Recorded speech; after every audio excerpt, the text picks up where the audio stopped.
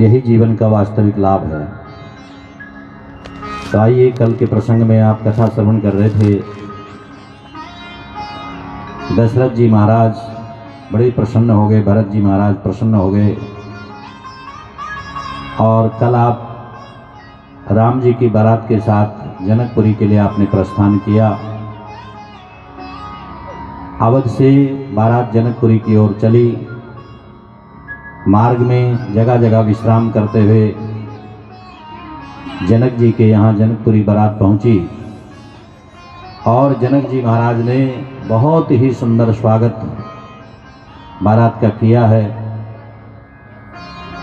आज यहाँ दो समाज मिल रहे हैं, दो देश मिल रहे हैं, दो परिवार मिल रहे हैं। जनक जी और दशरथ जी ने एक दूसरे को गले से लगाया। विश्राम गृह में पहुँचे, सभी लोग विश्राम करने लगे। भोजन की व्यवस्था है। जनक जी महाराज ने दशरथ जी से कहा, महाराज आप धन्य हैं, आपके पुत्र ने हजारों राजाओं के बीच में आपका यश बढ़ाया है, आपका मान बढ़ाया है, और जो कार्य बड़े बड़े योद्धा नहीं कर सके वो काम आपके पुत्र ने कर डाला। आप धन्य हैं। बार बार धन्यवाद दिया। और सज्जनों, यहाँ भारत की पहली बारात है जिसमें दूल्हा पहले ही ससुराल में बैठा है। बारात खाली है, क्योंकि राम जी तो पहले ही जनकपुरी में पहुंचे हुए थे। बहुत सुंदर स्वागत हुआ, मिलन हुआ।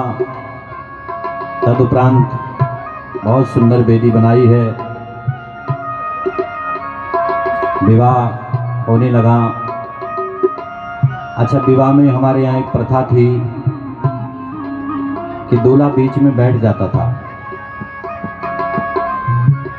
और उसे पूछा जाता, क्या तुम्हारी कोई मांग है? आजकल के दूल्हा भी दहेज मांगते हैं। तो राम जी से पूछा गया, क्या तुम्हारी कोई इच्छा है, कुछ चाहते हो? राम जी ने कहा, हाँ मेरी भी कोई कामना है। क्या कामना है? तो प्रभु बोले कि देखो, हम चार भाई हैं, जन्मे एक संग सब भाई, संग संग खेली लड़िकाई।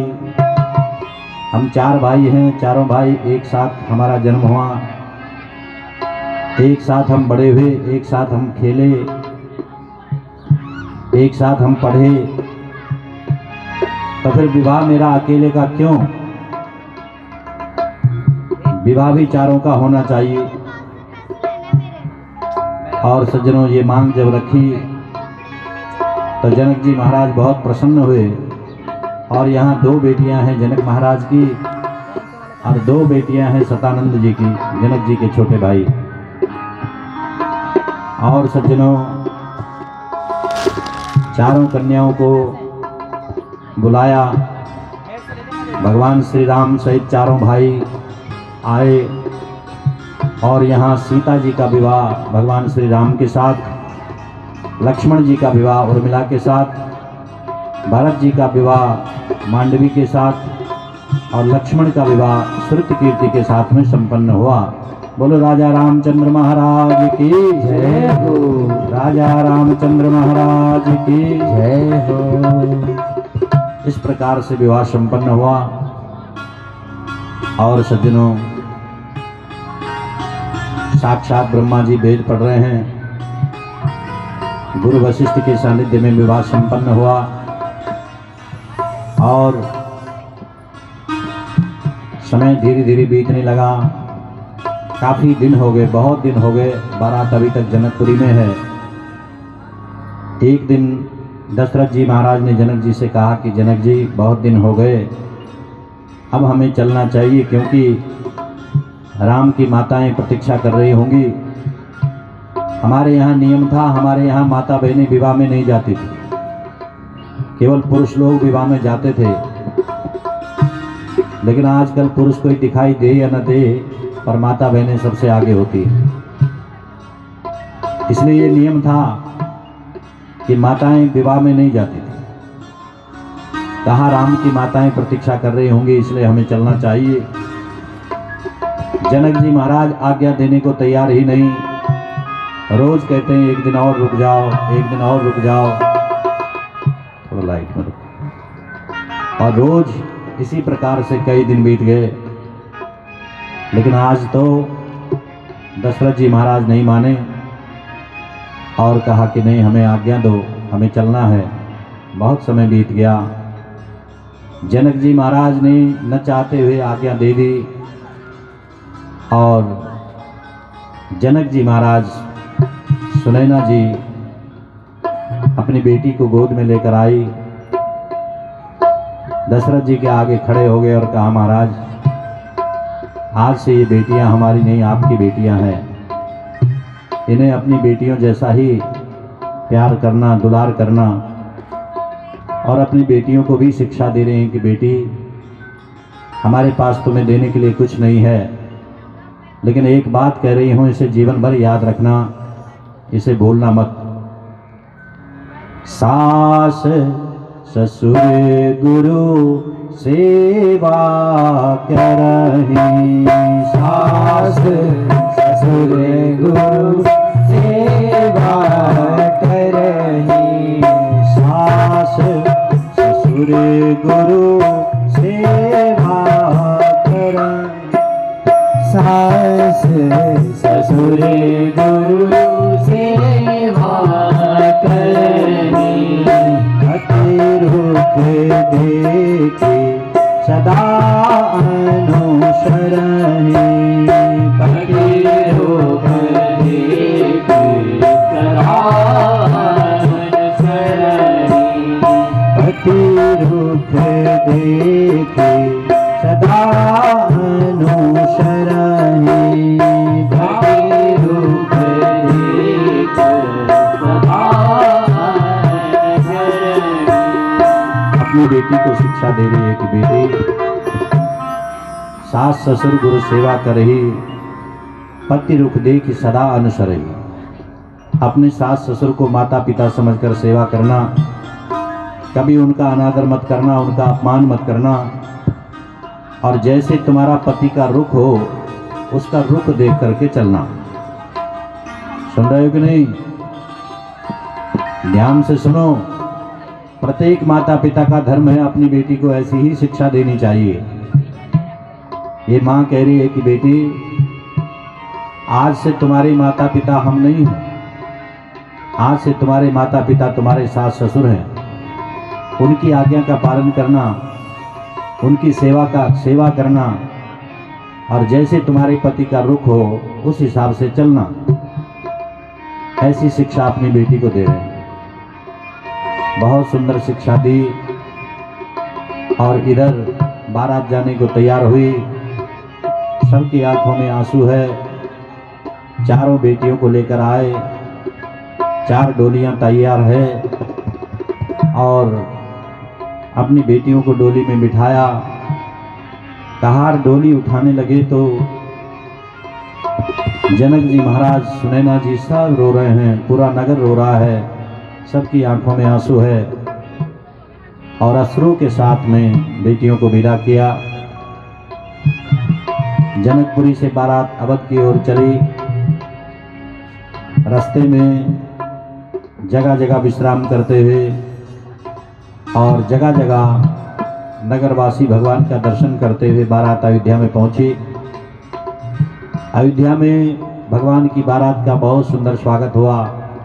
माताओं ने आरती की थालियां तैयार कर रखी है और 4 बहुएं घर में आ गई। बड़ा आनंद हो गया। बोलो राजा रामचंद्र महाराज की जय हो, राजा रामचंद्र महाराज की जय हो।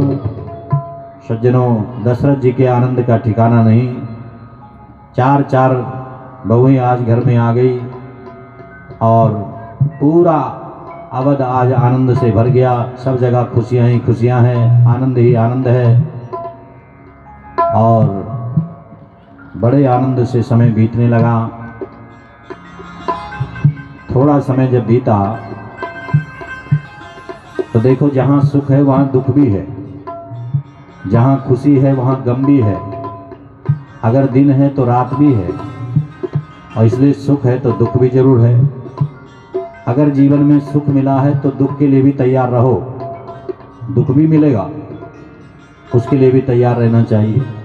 और अगर जीवन में दुख आया है तो वो सदा नहीं रहेगा, उसमें हिम्मत रखो, हौसला रखो, क्योंकि दुख में सबसे बड़ा मित्र हमारा धैर्य होता है। इसलिए दुख में धीरज रखना चाहिए। अगर दुख आया है तो सुख भी जरूर आएगा। यहाँ बहुत सुंदर चल रहा है, पूरा अवध बड़ा प्रसन्न है, दशरथ जी महाराज बहुत आनंद में हैं।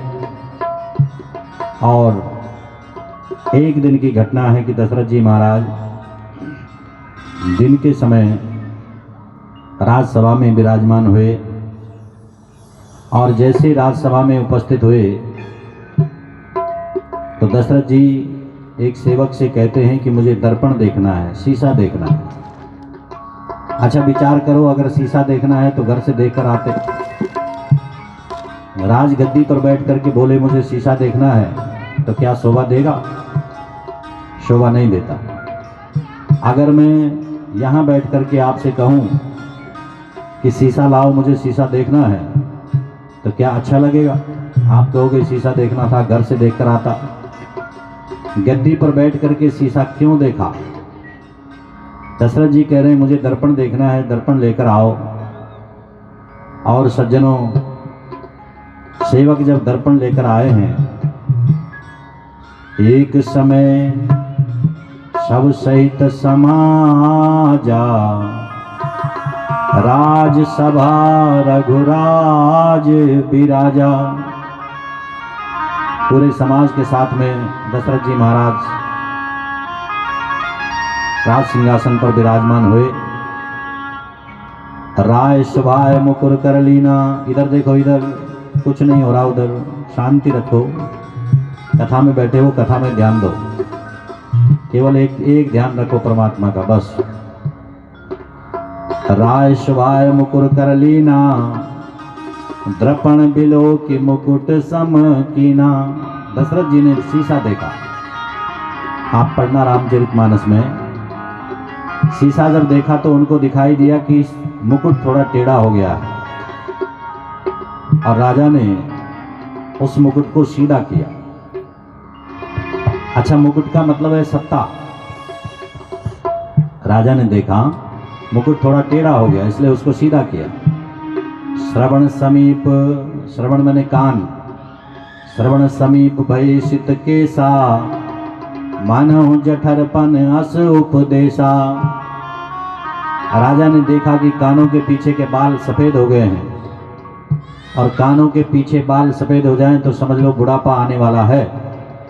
ध्यान रखना, सारी खोपड़ी सफेद हो जाए कोई बात नहीं, लेकिन बुढ़ापे के बाल कान के पीछे से सफेद होना शुरू होते हैं, और कान के पीछे बाल सफेद हो जाएं तो सावधान हो जाओ। लोग कहते हैं सावधान क्यों होना, उनको काला कर देते हैं। हाँ, आजकल तरीके बहुत हैं। इसलिए श्रवण समीप भय सित केसा, मानव जठरपन असुपदेशा। जठरपन माने बुढ़ापा, मानव बुढ़ापा कह रहा है कि अब सावधान हो जाओ, बुढ़ापा आने वाला है। आज दशरथ जी महाराज ने जब दर्पण देखा है तो उसमें दिखाई दिया, पहला चिन्ह दिखाई दिया, मुकुट टेढ़ा हो गया। मुकुट टेढ़ा मतलब सत्ता टेढ़ी हो गई। ए राजा, अब तू इस गद्दी के लायक नहीं है। और कानों के पीछे के बाल सफ़ेद होने लग गए, इसका मतलब बुढ़ापा आ रहा है। इसलिए राजा अब इस गद्दी को छोड़ दे। दर्पण देखने का मतलब था, शीशा देखने का मतलब था कि हम जहाँ बैठे हैं हमको मन रूपी दर्पण देखना चाहिए कि क्या हम इस जगह के लायक हैं या नहीं हैं। जहाँ हम बैठे हैं क्या हम उसके लायक हैं या नहीं हैं, और ये प्रत्येक व्यक्ति को विचार करना चाहिए। इसलिए दशरथ जी ने विचार किया, मन का दर्पण देखा, और उसमें देखा कि दर्पण देखने के बाद पता लगा कि सत्ता टेढ़ी हो गई, मुकुट टेढ़ा हो गया और बाल सफ़ेद हो गए। अब मैं इस गद्दी के लायक नहीं हूँ, इसलिए गद्दी राम को दे देनी चाहिए। बोलो राजा रामचंद्र महाराज की जय हो। और ऐसा विचार जब मन में आया तो राजा बहुत प्रसन्न हुए और सीधे यहाँ से उठे गुरु महाराज के पास गए, गुरुदेव के चरणों में प्रणाम किया। गुरुदेव ने कहा, कहो राजा कैसे आना हुआ। राजा ने सारी घटना सुनाई। महाराज आपकी कृपा से चौथे पन मेरे घर में पुत्र आए हैं, पुत्र बड़े हो गए, उनका विवाह भी हो गया और मैं अब बूढ़ा हो चुका हूँ। ये राज सत्ता अब मेरे बस की बात नहीं है, इसलिए मैं चाहता हूँ कि ये राज सत्ता राम को सौंप दी जाए और मुझे इस कार्य से मुक्त कर दिया जाए। गुरुदेव ये कृपा कर दो। गुरुदेव ने कहा, वाह राजा, तुमने तो हमारे मन की बात छीन ली है। यही तो हमारी भी कामना है, हम भी यही चाहते हैं। इसलिए राजा देर न करो, बल्कि आज ही ये कार्य कर डालो, राम को आज ही राजा बना दो, क्योंकि कोई भी शुभ कार्य कल पर नहीं छोड़ना चाहिए, उसे आज ही कर डालो। कल का क्या भरोसा, कल का कोई पता नहीं है। खबर नहीं पल की, बात करे कल की, खबर नहीं पल की, बात करे कल की, खबर नहीं पल की, बात करे कल की, खबर नहीं पल की, बात करे कल की, खबर नहीं पल की, बात करे कल की, खबर नहीं पल की, बात करे कल की। कर्म करे ना एक भी कोई, कर्म करे ना एक भी कोई, कर्म करे ना एक भी कोई, कर्म करे ना एक भी कोई। आशा करे फल की, खबर नहीं कल की, आशा करे फल की, खबर नहीं कल की। अरे आशा करे फल की, खबर नहीं फल की, आशा करे फल की, खबर नहीं फल की, खबर नहीं फल की, बात करे कल की, खबर नहीं फल की, बात करे कल की। एक पल का भरोसा नहीं है, एक क्षण का भी भरोसा नहीं है, क्योंकि आयुर्नश्यति पश्यताम प्रतिदिनम या तुम क्षयम यौवनम। प्रत्येक क्षण हमारी आयु का नाश हो रहा है, एक एक क्षण हमारी आयु का नाश हो रहा है। लेकिन एक बात ध्यान रखना, जितनी देर हम भगवान का भजन करते हैं, जितनी देर हम भगवान की कथा में बैठते हैं, उतनी देर के लिए हमारी आयु रुक जाती है। समझ रहे हो, उतना समय हमें और मिलेगा, उतनी देर के लिए आयु रुक जाती है। वरना तो आयुर्नश्यति पश्यताम प्रतिदिनम, प्रत्येक क्षण में हमारी आयु गिर रही है, एक एक क्षण में गिर रही, पर हमको पता नहीं चल रहा। कोई आपसे कहे कि मकान कब बनाया, आप बता दोगे। कोई आपसे कहा कि प्लॉट कब खरीदा, आप बता दोगे।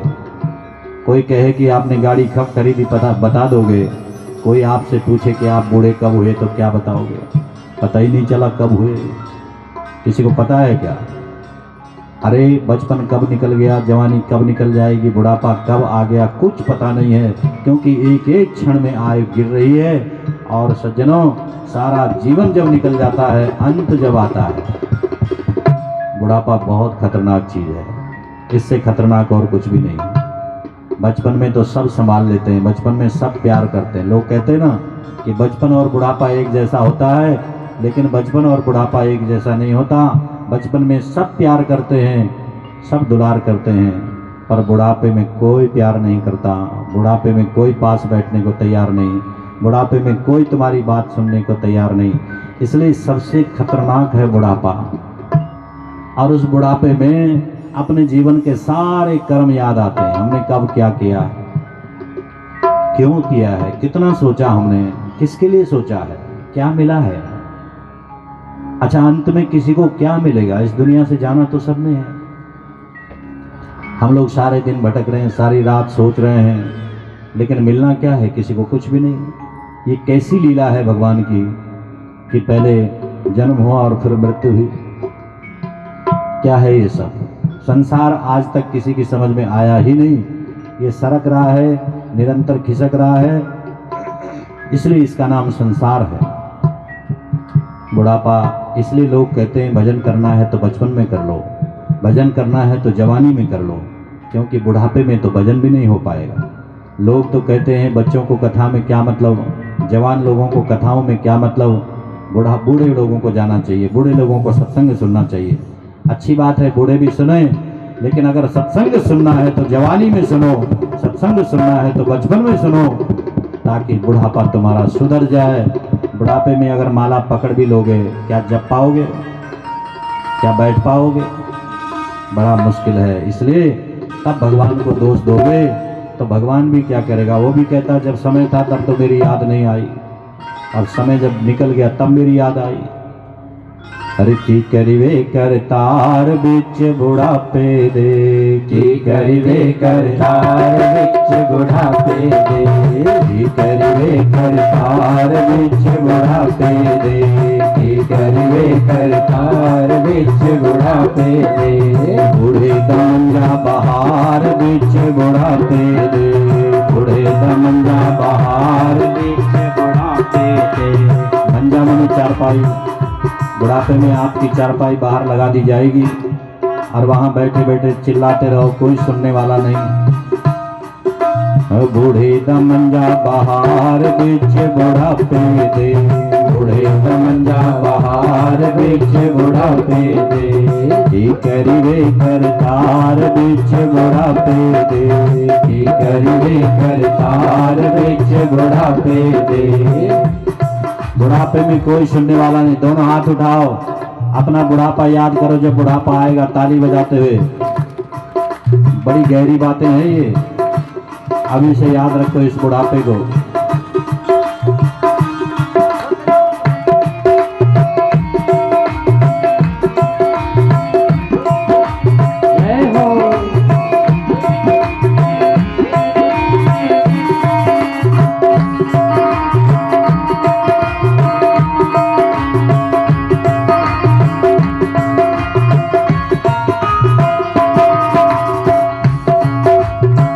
नहीं सुन दी नो नहीं सुन दी, भी नहीं सुन दी नो नहीं सुन दी, भी नहीं सुन दी नो नहीं सुन दी, भी नहीं सुन दी नो नहीं सुन दी। कोई न करता प्यार बिच बुढ़ापे दे, कोई न करता प्यार बिच बुढ़ापे दे, कोई न करता प्यार बिच बुढ़ापे दे, कोई न करता प्यार बिच बुढ़ापे दे। की करिवे करतार बिच बुढ़ापे दे, की करिवे करतार बिच बुढ़ापे दे। दोनों हाथों से ताली बजाते हैं। जय हो।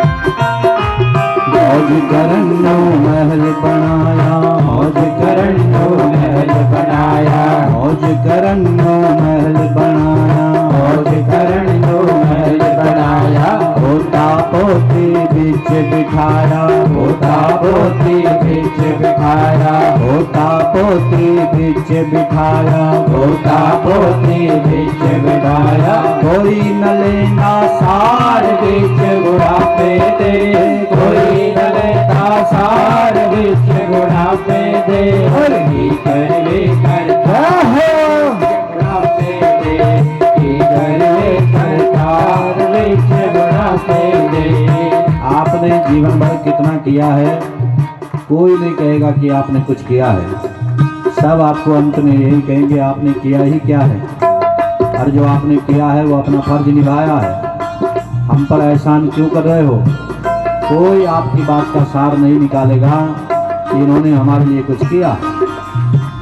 उम्र हुई जब तेरी 80, उम्र हुई जब तेरी 80, उम्र हुई जब तेरी 80, उम्र हुई जब तेरी 80। मंगिया दूध ते मिलदी लस्सी, मंगिया दूध ते मिलदी लस्सी, मंगिया दूध ते मिलदी लस्सी, मंगिया दूध ते मिलदी लस्सी। कोई न करता प्यार बिच बुढ़ापे दे, कोई न करता प्यार बिच बुढ़ापे दे, कोई न करता प्यार बिच बुढ़ापे दे, कोई न करता प्यार बिच बुढ़ापे दे। और की करवे करतार बिच बुढ़ापे दे, की करवे करतार बिच बुढ़ापे दे। जय हो।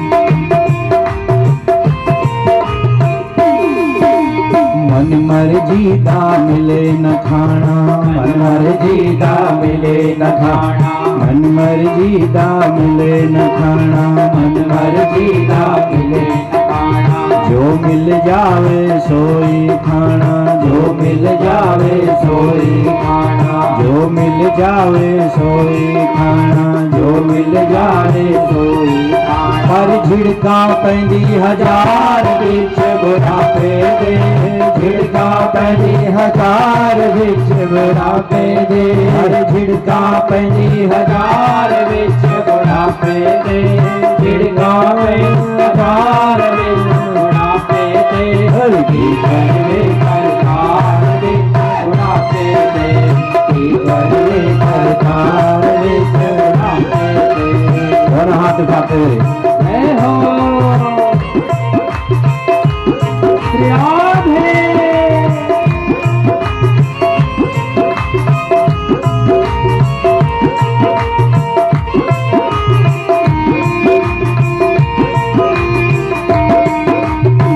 गई चमड़ी रह गई हड्डियां, गई चमड़ी रह गई हड्डियां। जो बार बार आप शीशा देखते हो, 50 बार जो अपने थोपड़े को देखते हो आपके हम कितने सुंदर हैं, एक समय आएगा सुख गई चमड़ी रह गई हड्डियां, सुख गई चमड़ी रह गई हड्डियां, सुख गई चमड़ी रह गई हड्डियां, सुख गई चमड़ी रह गई हड्डियां। नींद न आवे रातां बड़िया, नींद न आवे रातां बड़िया, नींद न आवे रातां बड़िया, नींद न आवे रातां बड़िया। सुपने दिसन हजार बिच बुढ़ापे दे, सुपने दिसन हजार बिच बुढ़ापे दे, हर सुपने दिसन हजार बिच बुढ़ापे दे, सुपने दिसन हजार बिच बुढ़ापे दे। हर की करवे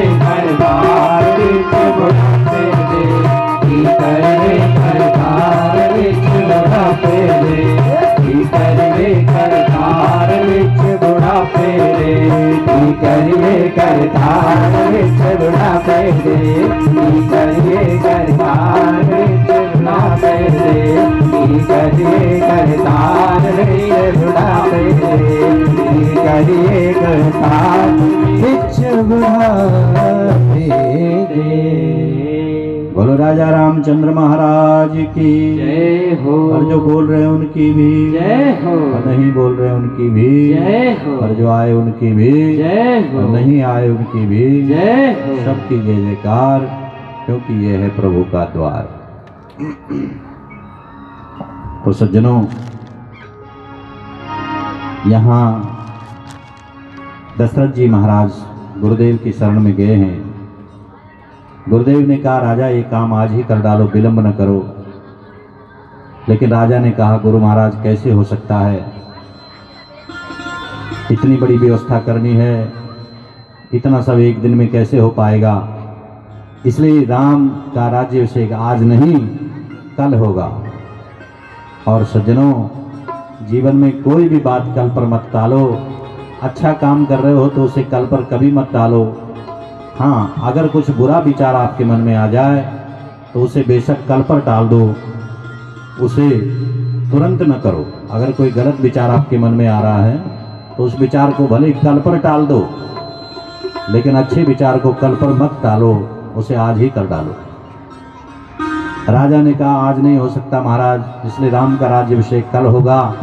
और आप देखना कि इस राजा के जीवन में वो कल, राजा स्वयं चला गया लेकिन वो कल इसके जीवन में नहीं आया, क्योंकि जीवन में कल कभी आता ही नहीं है। इसलिए अच्छे काम को आज ही कर डालो। राजा गुरुदेव की आज्ञा लेकर घर गया और पूरे अवध में खबर पहुंच गई कि राम राजा बनेंगे, राम राजा बनेंगे। सब हर्षित हैं, सब प्रसन्न हैं, राम राजा बनेंगे। सबके मन अभिलाष यह, सबके मन में यह अभिलाषा है कि राम राजा बन जाए। और सज्जनों, पूरी अवध में खबर पहुंच गई।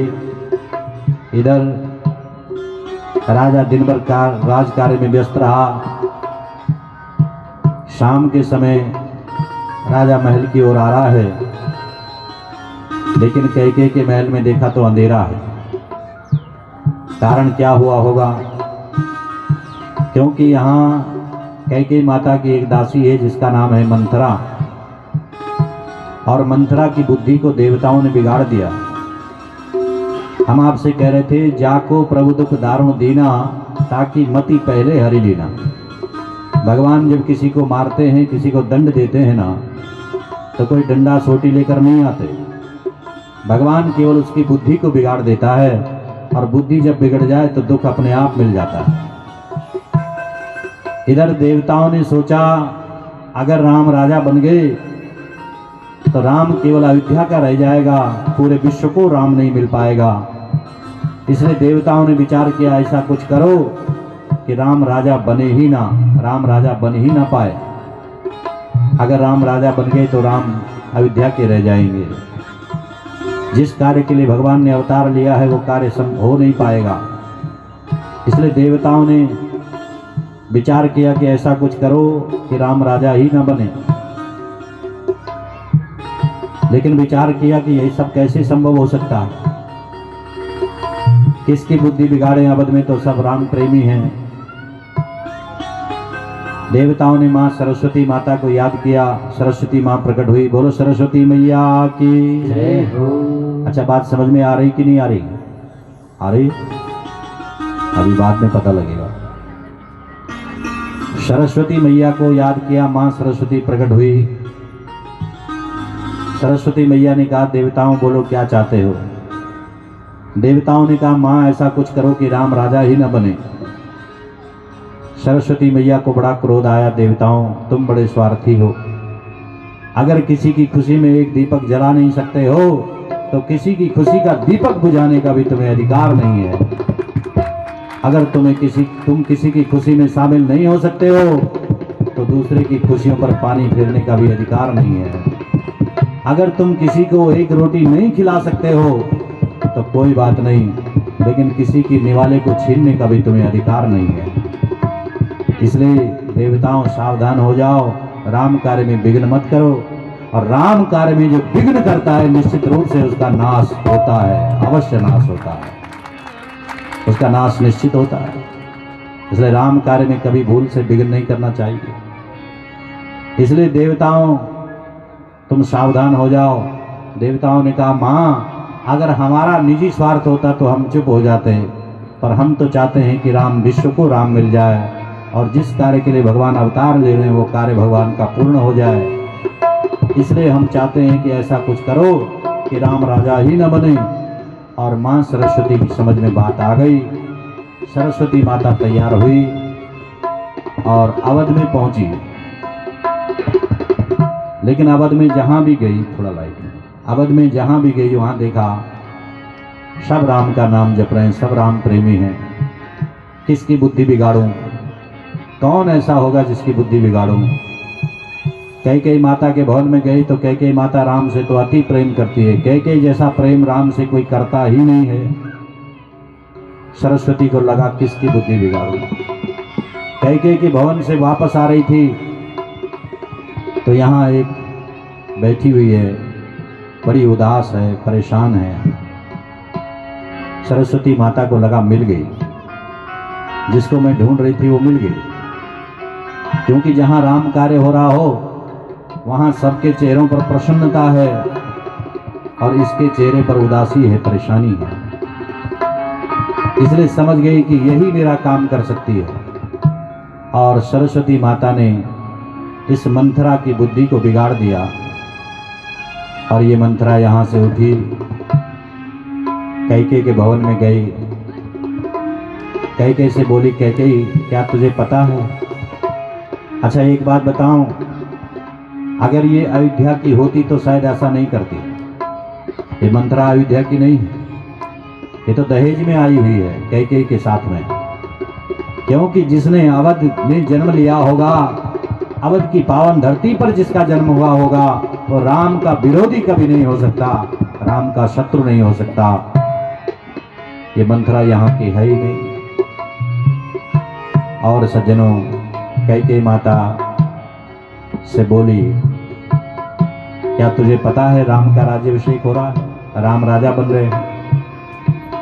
कैकेयी माता ने सुना राम राजा बन रहा है तो कैकेयी नाचने लगी, आहा मेरा राम राजा बनेगा, इससे बड़ी और खुशी की बात क्या होगी। अपने गले का हार उतारा और मंथरा के गले में डाल दिया। मंथरा, तुमने इतनी सुंदर सूचना दी है, इतनी अच्छी खबर दी है। लेकिन मंथरा बोली कि रानी रुक तो जाओ, पूरी कथा तो सुन लो। राम का राज्याभिषेक हो रहा है और वो भी भरत और शत्रुघ्न की अनुपस्थिति में। भरत और शत्रुघ्न यहाँ नहीं है। और एक बात बताओ रानी, क्या राजा ने तुम्हें अभी तक बताया? इसका सीधा सा मतलब है कि ये सब षड्यंत्र हो रहा है तुम्हारे प्रति, तुम्हारे खिलाफ षड्यंत्र रचा जा रहा है। और रानी, राजा ने जब तुम्हारा विवाह हुआ तब तुम्हें वचन दिया था तुम्हारे पिता को कि मेरी बेटी का पुत्र ही अयोध्या का राजा बनेगा, कैकेयी का पुत्र ही अयोध्या का राजा बनेगा। लेकिन आज राजा वो वचन भूल गया और चोरी से भरत का राज्याभिषेक करवा रहे हैं, राम का राज्याभिषेक करवा रहे हैं। भरत यहाँ नहीं है और भरत की अनुपस्थिति में राम को राज्याभिषेक करना, ये भरत के प्रति षड्यंत्र है। अनेक अनेक प्रकार से इस कुबुद्धि ने मंथरा की बुद्धि को बिगाड़ दिया। इसलिए कहते हैं सज्जनों, हमेशा अच्छी संगति में बैठा करो, क्योंकि दुष्टों की संगति का असर बहुत जल्दी होता है, अच्छी संगति का असर देर में होता है, लेकिन बुरी संगत का असर जल्दी हो जाता है। इसलिए सावधान होकर रहना चाहिए, बुरी संगति से बचना चाहिए, गलत लोगों के साथ मत बैठो, गलत लोगों के विचार मत सुनो। मंथरा के कहने पर कैकेयी माता की बुद्धि बिगड़ गई और कैकेयी माता मंथरा की बातों में आ गई। मंथरा बोली, कैकेयी वो समय आ गया है, राजा ने एक बार तुम्हें वचन दिया था, 2 वचन मांगने का वचन दिया था। क्योंकि एक बार कैकेयी माता ने देवासुर संग्राम में दशरथ जी महाराज की जान बचाई थी। दशरथ जी के रथ का पहिया टूट गया था और कैकेयी ने उस जगह अपनी उंगली लगा दी और दशरथ जी के प्राण बच गए। तब दशरथ जी ने कहा था कि रानी मांगो क्या चाहती हो। इसने कहा था, राजा मैं आपसे 2 वचन मांगना चाहती हूँ, लेकिन समय आने पर मांगूंगी, अभी नहीं मांगती। आज मंथरा ने याद दिलाई, रानी वो वचन मांग, और उन वचनों में अपने पुत्र के लिए राजगद्दी और राम के लिए 14 वर्ष का वनवास मांग। इस प्रकार से इस कुबड़ी ने, इस कुबुद्धि ने कैकेयी माता की बुद्धि को बिगाड़ दिया। कैकेयी माता तैयार हो गई और कैकेयी माता ने अपना श्रृंगार उजाड़ना शुरू कर दिया। सज्जनों, राम का विरोधी जो बन जाता है उसके जीवन का श्रृंगार अपने आप उजड़ जाता है। इसलिए कैकेयी माता अपने हाथों से अपना श्रृंगार उजाड़ने लगी, जाकर कोप भवन में लेट गई। कोप भवन का मतलब था, पहले जमाने में जब लोग घर बनाते थे तो जैसे आजकल आप लोग बेडरूम बनाते हो, पूजा घर बनाते हो, तो पहले के ज़माने में घरों में एक कोप भवन भी बनाया जाता था। कोप भवन का मतलब अगर झगड़ा हो जाए, अगर कोई नाराज़गी है, तो जो नाराज़ है वो जाकर उस भवन में बैठ जाए तो पता लग जाता था कि भाई आज कुछ गड़बड़ है, इसलिए उसका नाम कोप भवन था। कैकेयी माता जाकर कोप भवन में बैठ गई। सांझ समय सानंद नृप गयो कैकेयी गेहा। शाम का समय है, दिन भर राजकार्य में व्यस्त राजा शाम के समय घर की ओर आए और चारों तरफ जब देखा तो सब जगह आनंद है, सारी अयोध्या जगमगा रही है, लेकिन कैकेयी का जो भवन है वो अंधेरा, वहाँ अंधेरा छाया हुआ, अंधकार है और राम से विमुख हो गई है, इसलिए इसके भवन में अंधकार है। राम से जो विमुख हो जाए उसके जीवन में अंधकार हो जाता है, अंधेरा छा जाता है। कैकेयी माता के जीवन में अंधकार, भवन में अंधेरा छाया हुआ। राजा जैसे कैकेयी का भवन महल देखा तो राजा डर गए, कैकेयी के भवन में अंधेरा क्यों? और नजदीक जब गए तो पता चला कि कैकेयी माता तो कोप भवन में है। कोप भवन सुन सकुचे राहो। कोप भवन का नाम सुनकर राजा के तो होश उड़ गए। कोप भवन का नाम सुनकर राजा डर गए, राजा के पांव कांपने लगे और गए जब कोप भवन में महल में पहुंचे, कैकेयी माता को देखा धरती पर लेटी हुई और सज्जनों फटे पुराने वस्त्र पहने हैं, सारा श्रृंगार उजाड़ रखा है। दशरथ जी महाराज ने ये दशा जब देखी तो आश्चर्य में पड़ गए। पूछने लगे, रानी तुम्हारे दुख का कारण क्या है? गजगामिनी निज कोप कर कारण मोहे बताओ। हे देवी, अपने दुख का कारण मुझे बताओ, आखिर तुम्हें ये कष्ट क्यों है, किस बात का कष्ट है? कैकेयी माता कुछ बोलने को तैयार नहीं। दशरथ जी बार बार अनेक अनेक नामों से संबोधित कर रहे हैं। हे सुकुमारी, हे गजगामिनी, बताओ तुम्हारे दुख का कारण क्या है, मुझे एक बार बताओ तो सही। अरे तुम कहो तो तुम्हारे लिए स्वर्ग से पारिजात वृक्ष उखाड़ कर ले आऊं, तुम कहो तो सारी राज सत्ता तुम्हारे चरणों में समर्पित कर दूं, त्रिलोकी का सुख लाकर तुम्हारी झोली में डाल दूं। एक बार बताओ तो सही कारण क्या है। लेकिन कैकेयी माता कुछ बोलने को तैयार नहीं। राजा इस तरफ जाए तो मुंह उधर कर दे, राजा उधर जाए तो मुंह इधर कर दे। यहाँ पे तुलसी बाबा ने ये भी कहा कि ये नारी चरित्र है, समझो, क्योंकि माताओं के पास 7 प्रकार की बुद्धियां हैं और पुरुष के पास केवल एक बुद्धि है। तो माताओं को कहा गया है अबला, और लोग अबला का अर्थ निकालते हैं, बोला जिसमें कोई ताकत नहीं उसका नाम अबला। लेकिन अबला शब्द का मतलब जिसमें अनंत शक्ति है, अनंत ताकत है, जिसमें उसका नाम है अबला। जिसका मुकाबला आज तक दुनिया का कोई योद्धा नहीं कर सकता, वो शक्ति है आप लोगों में। नारी में वो अनंत शक्ति है, इसलिए उसका नाम अबला है। अनंत बल जिसमें है वो अबला है। अच्छा, एक दिन में 5-6 रूपों में तो दिख ही जाती है, शायद पहले बताया था मैंने आपको। ये माताएं प्रातःकाल जब आप लोग उठती हैं तो बिखरे हुए बाल, मलिन चेहरा, जटाएं बिखरी हुई, तो काली मैया की प्रातः काले काली दर्शनम समाचरित। प्रातः काल काली माता का दर्शन, और उसके बाद जब ये बच्चों को भोजन कराती है, पतिदेव को नाश्ता कराती है, बच्चों का टिफिन तैयार करती है, भोजन कराते समय वात्सल्य भाव, ये मातृत्व भाव है, माँ का स्वरूप है। गिनते रहना कितने हो गए? 2 हो गए। उसके बाद जब ये स्नान वगैरह करे, नहा धो करके तैयार हो जाए, श्रृंगार कर ले। अच्छा, श्रृंगार करना बुरा नहीं है, श्रृंगार करना चाहिए। हमारे यहाँ 16 श्रृंगार बताए हैं माता बहनों के लिए। आजकल तो 20-25 हो गए होंगे, वो तब के 16 थे, आजकल बढ़ गए होंगे कुछ। श्रृंगार करना गलत नहीं है, श्रृंगार करो, लेकिन ज़्यादा लीपा पोती ठीक नहीं है, लिमिट होनी चाहिए किस चीज़ की। इसलिए श्रृंगार करके सज धज करके जब संवर के तैयार हो जाए तो उस समय कौन सा रूप है? बोलो लक्ष्मी मैया की। उस समय गृह लक्ष्मी का स्वरूप है, घर की लक्ष्मी का स्वरूप है, उस समय लक्ष्मी रूप में। अच्छा एक बात बताओ, उसके बाद जब लक्ष्मी के बाद 10-11 बजे तक जब घर का काम हो जाए तो अड़ोस पड़ोस में जाने का मौका मिले, थोड़ा बैठने का, उस समय कौन सा रूप होगा जरा बताना। हाँ समझ में तो आ रहा है, मेरे को लग रहा है। जब कहीं बैठने का 2-4 इकट्ठी हो जाए तो बिना किसी की चुगली की तो रह नहीं सकती, इधर उधर की थोड़ी बहुत तो हो ही जाती है, न चाहते हुए भी हो जाती है। उस समय कौन सा रूप है जरा बताओ।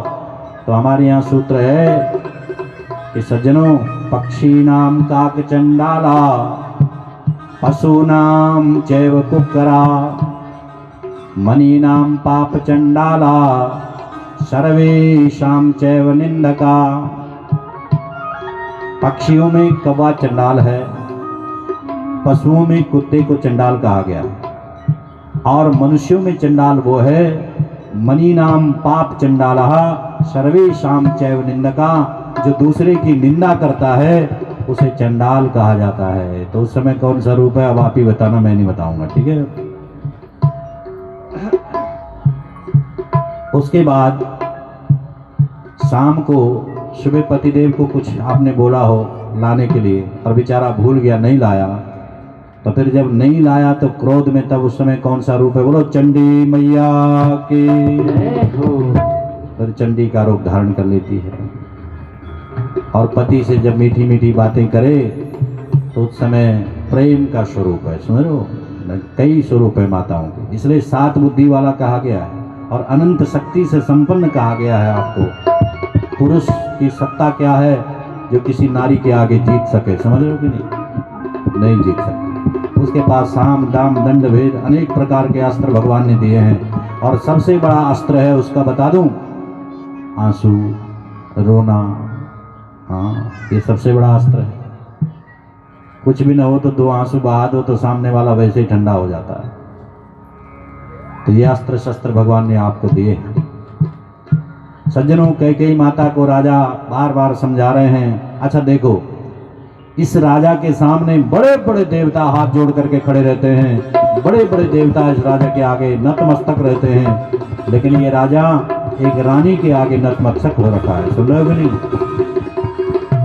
ये नारी की महता है, नारी की महिमा है। देखो काम प्रताप बढ़ाई। जिस राजा के आगे बड़े बड़े योद्धा सर झुका करके रहते हैं, वो राजा एक रानी के आगे दोनों हाथ जोड़ करके गिड़गिड़ा रहा है कि रानी एक बार बोलो तो सही, एक बार बिलो की ममोरा, एक बार मेरी ओर देख करके बोलो तो सही, तुम्हें क्या कष्ट है? जो भी तुम कहोगी मैं करने को तैयार हूं। लेकिन अभी तक ये रानी को भरोसा नहीं हुआ कि जो मैं मांगूंगी ये दे पाएगा। राजा फिर बोला, देखो रानी, मैं रघुवंश की शपथ लेता हूँ, राम की सौगंध लेता हूँ, तुम जो कहोगी मैं पूरा करूँगा। और अब तो इसे भरोसा हो गया, राम की सौगंध जब ली तो भरोसा हो गया। राजा ने कहा, रानी, हमारे वंश की परंपरा है, हम अपने वचनों से मुकरते नहीं हैं। रघुकुल रीत सदा चली आई, रघुकुल रीत सदा चली आई, प्राण जाए पर बचन न जाए, प्राण जाए पर बचन न जाए, प्राण जाए पर बचन न जाए, प्राण जाए पर बचन न जाए। भले प्राण चले जाएं, लेकिन हमारे रघुवंश की परंपरा है कि हमारा वचन नहीं टूटता। इसलिए रानी, जो मांगोगी मैं देने को तैयार हूँ, बोलो तो सही। और अब जब कैकेयी ने देखा रघुवंश की दुहाई राजा ने दी है, तो तो अब कैकेयी थोड़ा सा उठी और राजा की ओर देखकर बोली कि राजा, आपने एक बार मुझे 2 वचन मांगने का वरदान दिया था। राजा हंसने लगे, रानी बस इतनी सी बात, अरे 2 वचन क्या तू 4 वचन मांग ले। राजा के स्वभाव के कारण बिसरी गए हो मोए भोर स्वभाव, मेरा बड़ा भोला स्वभाव है रानी, इसलिए मैं भूल गया हूँ। अरे तुमने याद दिला दी, तुम 2 क्या तुम 4 वचन मांगो, मैं देने को तैयार हूँ। कैकेयी ने कहा मुझे ज्यादा नहीं चाहिए, मुझे तो 2 ही चाहिए। राजा बोले कहो रानी क्या चाहती है। कैकेयी ने कहा राजा, पहला वचन है, अभी तक जो रानी बात करने को तैयार नहीं थी, सुनहु प्राण प्रिय, अब क्या कह रही है राजा को, प्राण प्रिय बोल रही। अभी तक बात करने को देखने को तैयार नहीं थी, लेकिन अब कह रही है कि सुनहु प्राण प्रिया भावत जी का, देहु एक वर भरतहि टीका, देहु एक वर भरतहि टीका। हे राजा, मेरे मन में आ रहा है कि मुझे मेरा जो पहला वरदान है, पहला जो वचन है, उस वचन में मुझे सिर्फ इतना दो कि भरत को राजा बना दो, भरत को राजगद्दी दे दो।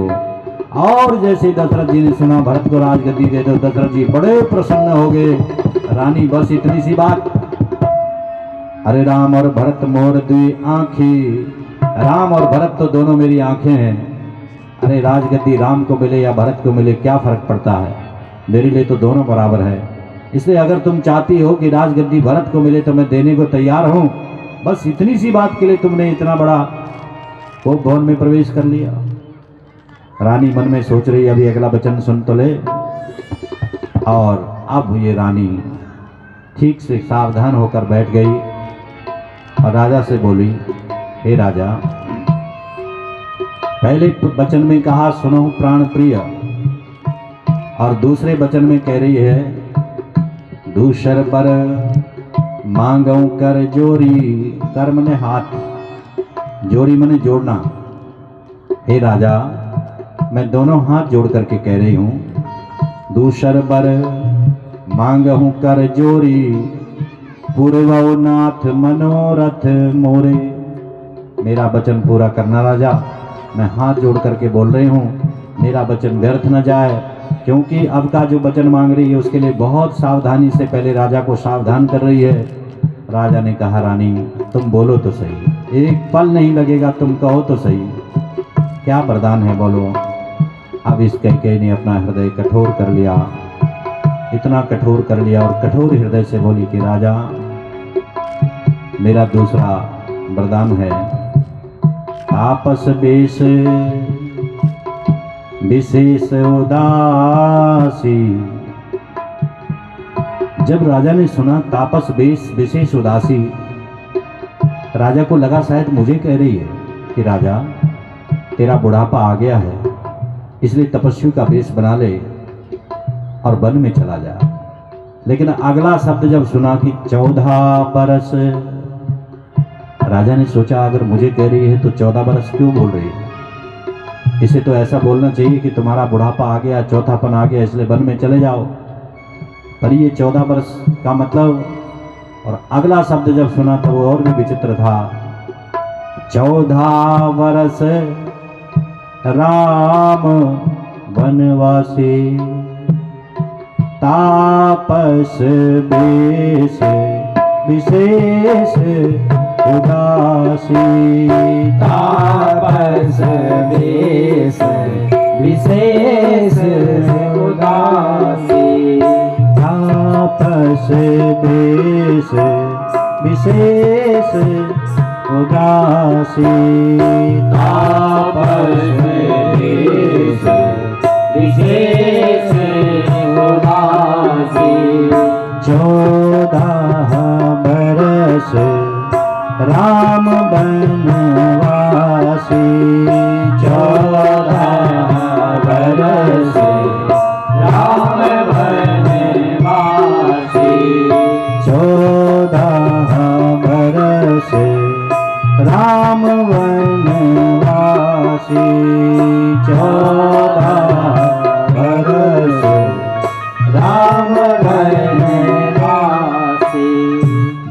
राजा ने सुना 14 वर्ष राम वनवासी, ये राजा हाथ पैर कांपने लगे और राजा धरती पर गिर पड़ा, कैके के चरणों में सिर रख दिया। रानी ये क्या बोल रही हो? तुम जानती हो राम मेरा प्राण है, राम यदि चला गया तो मैं जीवित नहीं रह पाऊंगा, इसलिए देवी ऐसा मत बोलो। क्या तुम मजाक कर रही हो? लेकिन इतना बड़ा मजाक भी ठीक नहीं है, ऐसा मजाक भी अनर्थ कर रहा है, ऐसा मत बोलो। बार बार सिर रख कर के राजा रोने लगा, लेकिन कैके का हृदय तो मजबूत हो रखा है, कठोर बन रखा है। राजा रोने लगा, तड़पने लगा, लेकिन कैके पर कोई असर नहीं हुआ। सज्जनों, पूरी रात भर राजा रोते रहे, तड़पते रहे और प्रातःकाल हुआ। यहाँ सुमंत जी महाराज आए। सुमंत ने राजा की दशा जब देखी, कैकेयी माता को भवन में है, राजा दशरथ तड़प रहे हैं, राम राम राम तो राम रटते हुए। और सुमंत ने जब ये दशा देखी तो राजा से पूछा, महाराज क्या बात है, क्या कष्ट है? राजा बस केवल राम राम रट लगाए हैं। दौड़ते हुए सुमंत राम जी के पास गए और राम जी से कहा कि राजा आपको याद कर रहे हैं। अच्छा, हमारे भगवान ने आज तक दुख नहीं देखा है, दुख कैसा होता है? राम जी ने अभी तक दुख नहीं देखा, दुख किसे कहते हैं? आज पहली बार राम जी ने दुख देखा है, पिता को रोते हुए देखा, तड़पते हुए देखा, राम राम कहते हुए देखा। दौड़ते हुए भगवान गए, दशरथ जी महाराज से पूछा कि पिताश्री बताओ क्या कष्ट है आपको, मुझे बताओ क्या बात है। लेकिन दशरथ जी कुछ बोल नहीं पाए, आंखों में आंसू है। पास में कैकेयी माता बैठी हुई, राम जी ने कैकेयी माता को प्रणाम किया और पूछा, माँ आप ही बताओ मेरे पिता को क्या कष्ट है, ये क्यों रो रहे हैं? कैकेयी ने बड़े कठोर हृदय से कहा कि राम, तुम्हारे पिता के दुख का कारण केवल तुम हो, इसका कारण भी तुम हो। मैंने तुम्हारे पिता से 2 वरदान मांगे हैं। पहले वरदान में मैंने मांगा है भरत को राजगद्दी, दूसरे वरदान में मैंने मांगा है कि तुम्हें 14 वर्ष का वनवास हो। और सज्जनों कहते हैं भगवान बहुत प्रसन्न हुए, कैकेयी माता को गले से लगा लिया, माँ वास्तव में तू ही मेरी माँ है, क्योंकि मेरे मन की बात को केवल तू ही जान सकती है। मैं भी यही चाहता था कि राजगद्दी मेरे भरत को मिले, राजगद्दी भरत को मिले, मेरी भी यही कामना थी। और तूने ये कह करके मेरे मन का बोझ हल्का कर दिया, तू ही मेरी माँ है। और सज्जनों, यहाँ से राम जी उठे, सुमित्रा माँ के पास गए। सुमित्रा माँ वस्त्र तैयार कर रही है कि आज मेरा राम जब राजगद्दी पर बैठेगा तो कौन से वस्त्र अच्छे लगेंगे। वस्त्र तैयार कर रही है, राम पर कौन सा वस्त्र अच्छा लगेगा। जैसे भगवान गए, सुमित्रा कौशल्या माँ ने वस्त्र उठाया, राम जी पर लगाया, बेटा देख कि ये वस्त्र कैसा लग रहा है, तुम जब गद्दी पर बैठोगे तो कितने सुंदर लगोगे। राम जी ने कहा, माँ इन वस्त्रों की आवश्यकता नहीं है माँ, क्योंकि मैं राजा तो बनूंगा लेकिन अयोध्या का राजा नहीं, मेरे पिता ने मुझे वन का राज्य दिया है माँ। और ये जब सुना कौशल्या माँ के हाथ से वस्त्र गिरे, राम को गले से लगाया। राम, ये तू क्या बोल रहा है बेटा, ऐसे शुभ अवसर पर ऐसी अशुभ बातें नहीं करते, ये सब तू क्या बोल रहा है? भगवान बोले, हाँ माँ सच बोल रहा हूँ, मेरे पिता ने मुझे राज्य तो दिया है पर वन का राज्य दिया है। कौशल्या माँ ने कहा, अगर तेरे पिता ने तुझे वन का राज्य दिया है राम, तो मैं तुझे वन नहीं जाने दूंगी, क्योंकि पिता से 10 गुना अधिकार अधिक माँ का बेटे पर होता है, पुत्र पर होता है। अगर तेरे पिता ने तुझे वन का राज्य दिया है तो मैं नहीं जाने दूंगी, क्योंकि मेरा अधिकार तेरे पिता से 10 गुना ज्यादा तुझ पर है। भगवान बोले, माँ अगर अकेले मेरी माँ ने मुझे वन दिया होता, अगर अकेले मेरे पिता ने मुझे वन का राज्य दिया होता तो शायद तू नहीं जाने देती, लेकिन मेरी तो माँ ने भी मुझे वन का राज्य दिया। अब जरा इस माँ को देखो सज्जनों, जैसे सुना कि मुझे माता पिता दोनों ने वन का राज्य दिया है तो कौशल्या माँ मौन हो गई और राम से बोली कि राम, अगर माता पिता दोनों ने तुझे वन का राज्य दिया है बेटा तो तू जा, मैं तुझे रोकूंगी नहीं, तू बन जा।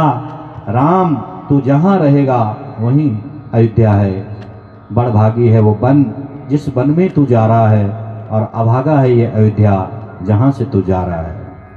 बड़े भागी बन अवध अभागी, बड़े भागी बन अवध अभागी, बड़े भागी बन अवध अभागी, बड़े भागी बन अवध अभागी।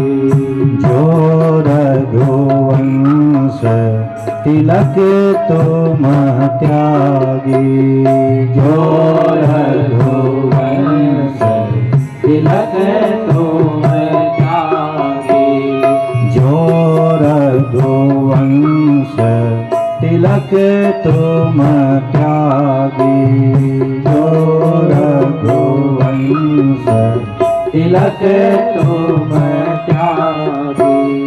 बड़भागी है वो वन जहाँ तू जा रहा है राम, और अभागा है ये अयोध्या जहाँ से तू जा रहा है। इसलिए बेटा अगर माता पिता दोनों ने कहा है तो तू जा, मैं तुझे रोकूंगी नहीं। और इस माँ ने अपने आंसुओं को पी डाला। यहाँ से हमारे भगवान सुमित्रा माँ के कक्ष में पहुँचे हैं। लक्ष्मण जी को पता लगा और लक्ष्मण जी महाराज राम जी के पास आए। राम जी से कहा प्रभु मैं भी आपके साथ चलूँगा। राम जी ने कहा लक्ष्मण तुम मेरे साथ मत आओ, यहाँ रहकर पिता की देखभाल करो, राज्य की देखभाल करो, क्योंकि भरत शत्रुघ्न भी यहाँ नहीं है, इसलिए उनकी उपस्थिति में तुम्हें यहाँ रहना जरूरी है। लेकिन लक्ष्मण जी ने कहा कि राम मैं न माँ को जानता हूँ न पिता को जानता हूँ, क्योंकि माता रामो मत पिता रामचंद्रा, भ्राता रामो मत सखा रामचंद्रा। मेरे तो सखा भी आप हैं, भाई भी आप हैं, पिता भी आप हैं और माता भी आप हैं, इसलिए मैं आपके बगैर यहाँ नहीं रहूँगा, मैं भी आपके साथ चलूँगा। और कहते हैं सुमित्रा माँ के पास लक्ष्मण जी जब गए तो सुमित्रा माँ ने लक्ष्मण से कहा कि बेटा तुम्हारे भाग राम बन जाए। मुझे तो ऐसा लग रहा है कि राम तुम्हारे भाग्य से ही बन जा रहा है, क्योंकि तुम्हें सेवा करने का अवसर मिलेगा, सेवा का मौका मिलेगा। लेकिन बेटा एक बात ध्यान रखना, राम से पहले सोना मत।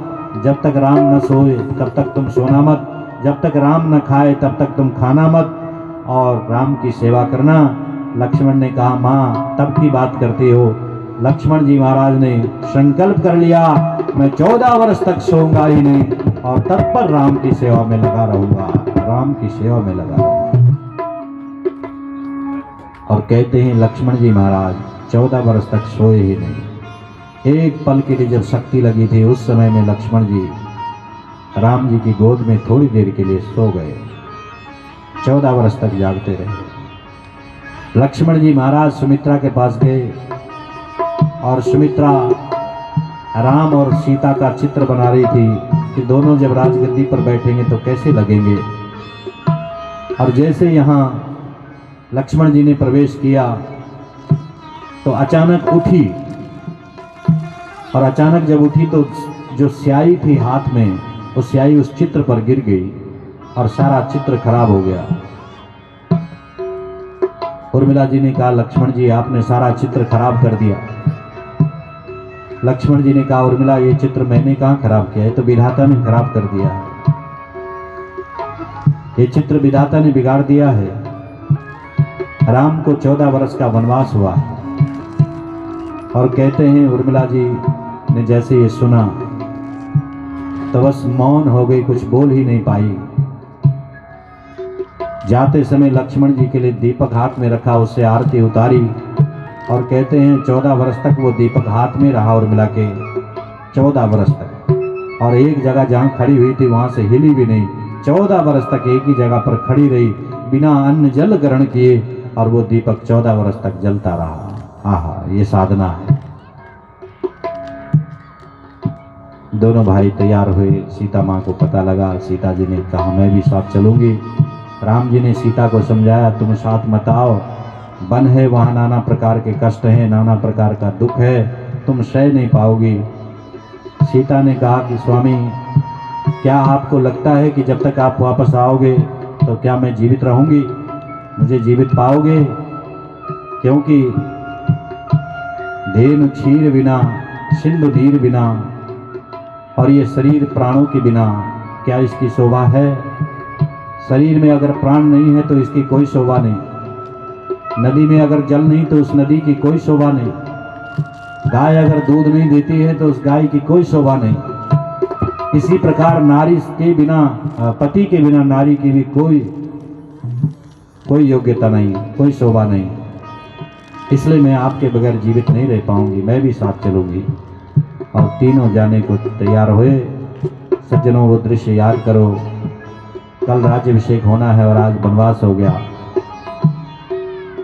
पूरे अवधवासियों को पता लगा, सारे अवधवासी दौड़ते हुए आए, सब रोने लगे। जब भगवान घर से, राजमहल से निकले होंगे तो जरा विचार करो, जिसके एक कदम रखते हजारों दास दासियां खड़ी हो जाती थी, वो जानकी माँ, भगवान राम, लक्ष्मण, उनके सुकोमल चरण जब धरती पर पड़े तो धरती माता भी रोने लगी। इतना करुणामय दृश्य था। पूरा अवध भगवान के साथ भागने लगा, पूरा अवध भगवान के साथ चलने लगा।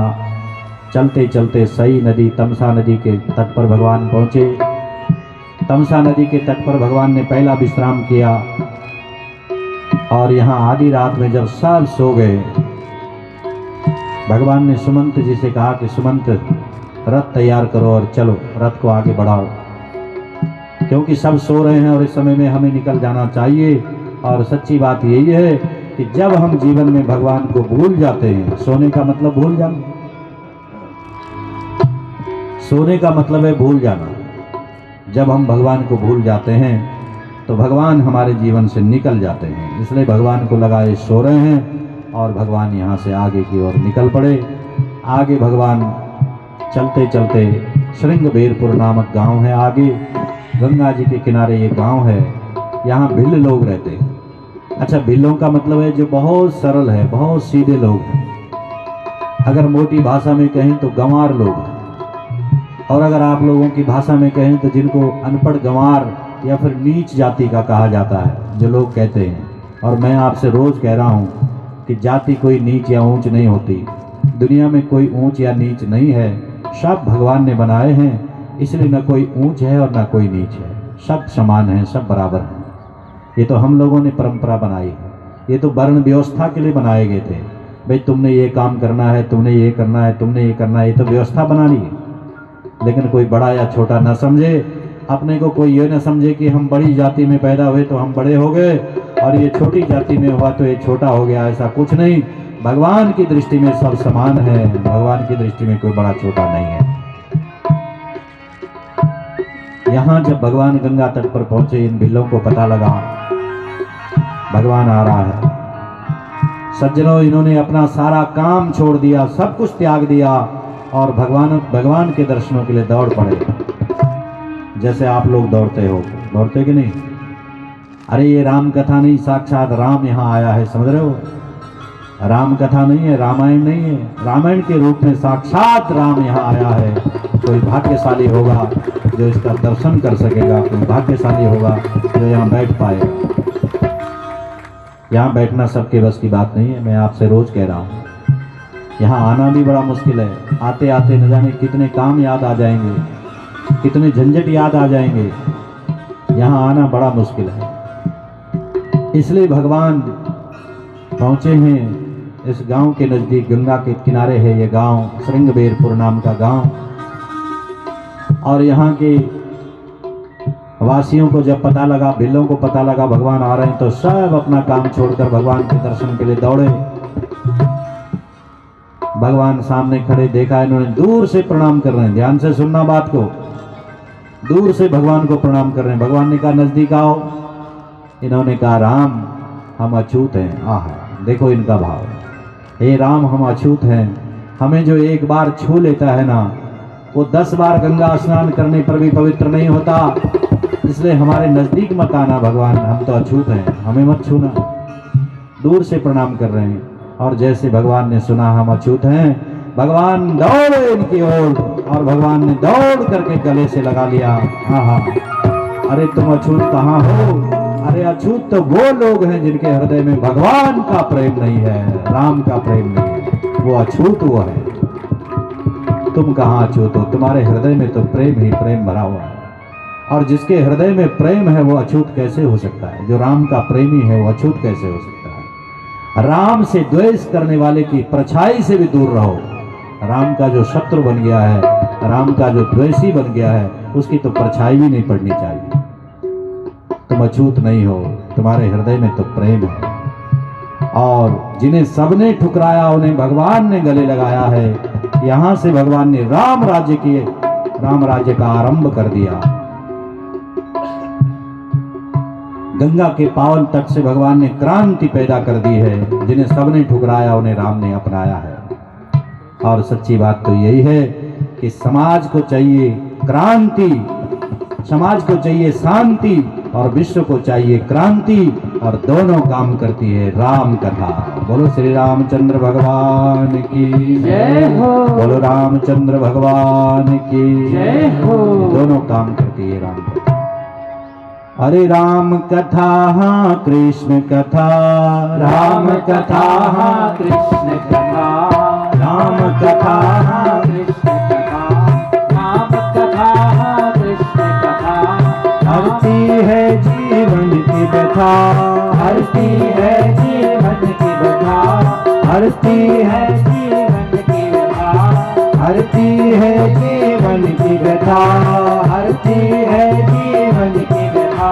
अजी भव से, अजी भव से, जय हो। अजी भव से बेड़ा पार करेगी राम कथा, भव से बेड़ा पार करेगी राम कथा, अरे भव से बेड़ा पार करेगी राम कथा, भव से बेड़ा पार करेगी राम कथा।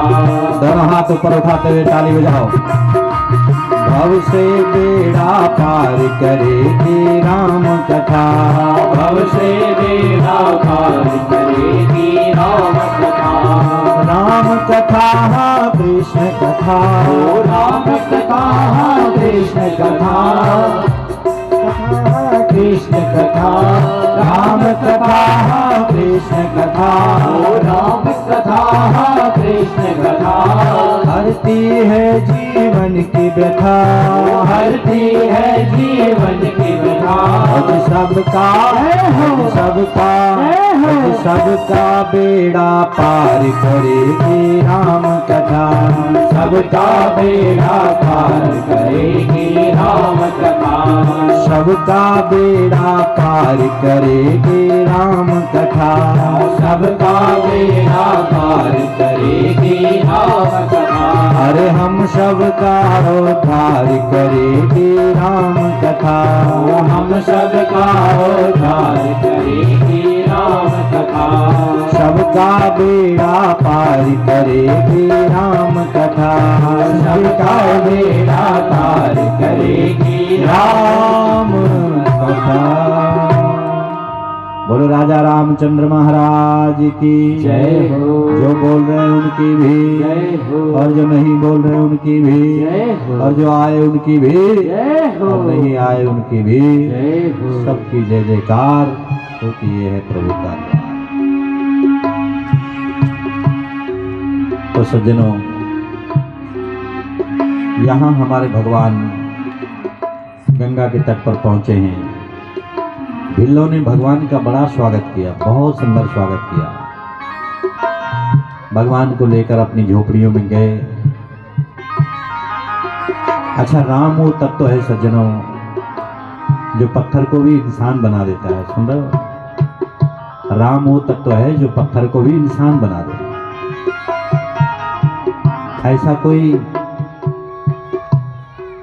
ऐसा नहीं होगा जगत में जिसे राम ने अपनाया नहीं। अच्छा, आप देखना कि राम जी अगर सेना बनाना चाहते थे तो केवल बानर और भालुओं की सेना ही क्यों बनाई? ये तो एक राजा का बेटा था, इसके साथ तो न जाने कौन कौन खड़े हो जाते। चक्रवर्ती सम्राट राजा धीराज योगीराज दशरथ का पुत्र है ये राम, इसके साथ तो न जाने कितने राजा महाराजा खड़े हो जाते। लेकिन राम ने उनको अपनाया है जिनको समाज ने ताकतहीन समझा है, कमजोर समझा है, दुर्बल समझा है, उन्हें भगवान ने अपनाया। एक रात्रि भगवान इनकी झोपड़ियों में रहे। भिल्लों की पत्नियां सीता जी के चारों ओर बैठ गई और सीता माँ से पूछ रही है, उनका परिचय पूछा कि आपके साथ में 2 पुरुष कौन हैं। अच्छा, माताओं की आदत होती है ये, समझ रहे हो, जब तक किसी की पूरी डिटेल ना जान लेना तब तक चैन नहीं आता। ये आदत है। अच्छा, आदत भी है, सरल स्वभाव भी है, पूरे खानदान का पता कर लेती है।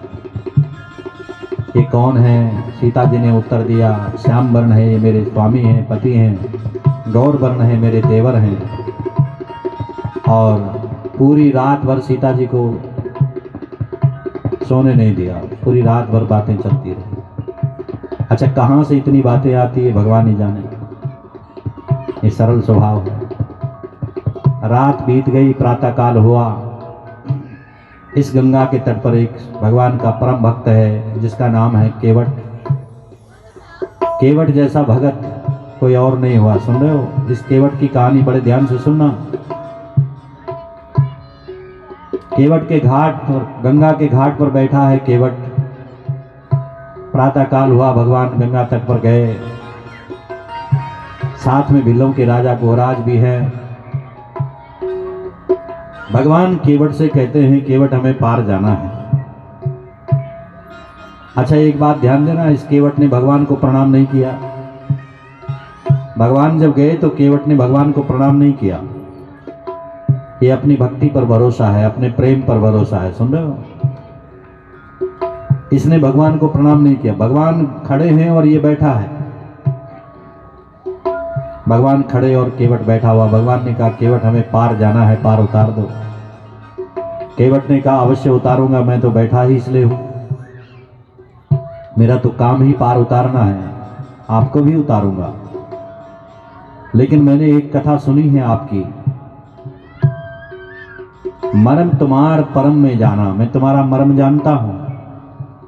और जब इसने ये कहा तो भगवान मुस्कुराए।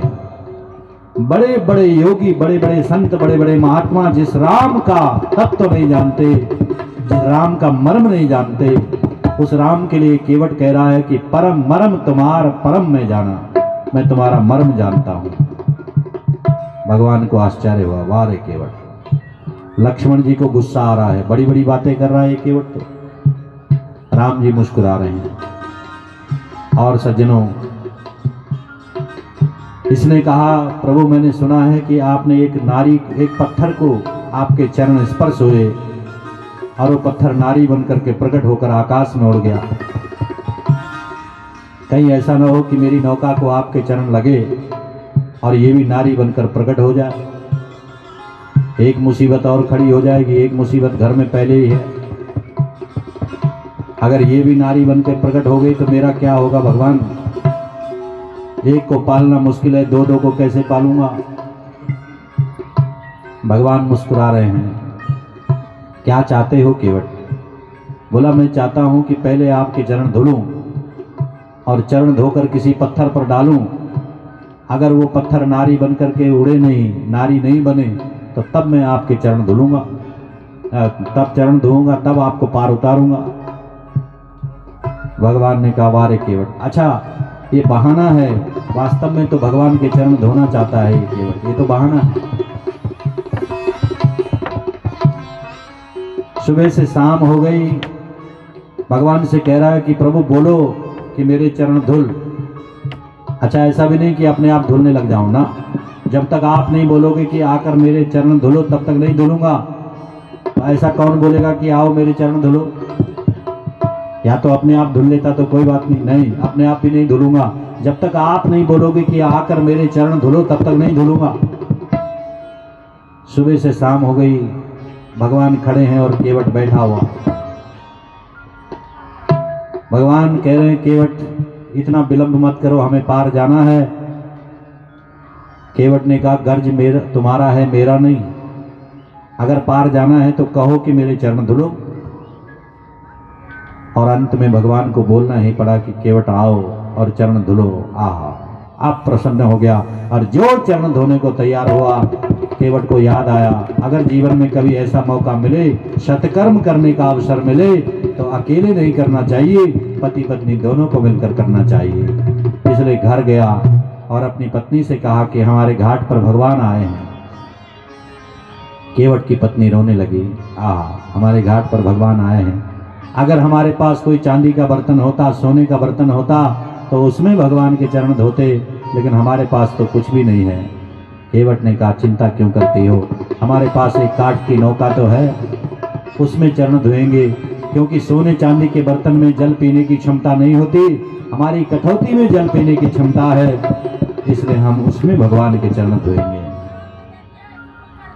और सज्जनों, गया, जैसे चरण धोने को तैयार हुआ, फिर विचार आया अगर जीवन में सत्कर्म करने का मौका मिले तो केवल अकेले नहीं तरना है, केवल अपनों को नहीं तारना चाहिए, बल्कि पूरे समाज को तार देना चाहिए, समाज को साथ लेना चाहिए।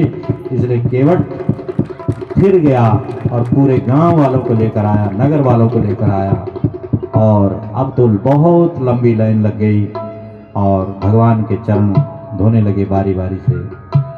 अच्छा, ये केवट आप देखना रामचरितमानस में, केवट जब बोलता है ना तो भीतर से बोलता है, बाहर से नहीं बोलता। हम लोग बाहर से बोलते हैं, हम लोग भगवान के आगे खड़े होकर न जाने क्या क्या बोल देते, लेकिन बाहर से बोलते हैं, तन मन धन सब कुछ है तेरा, बोलते कि नहीं।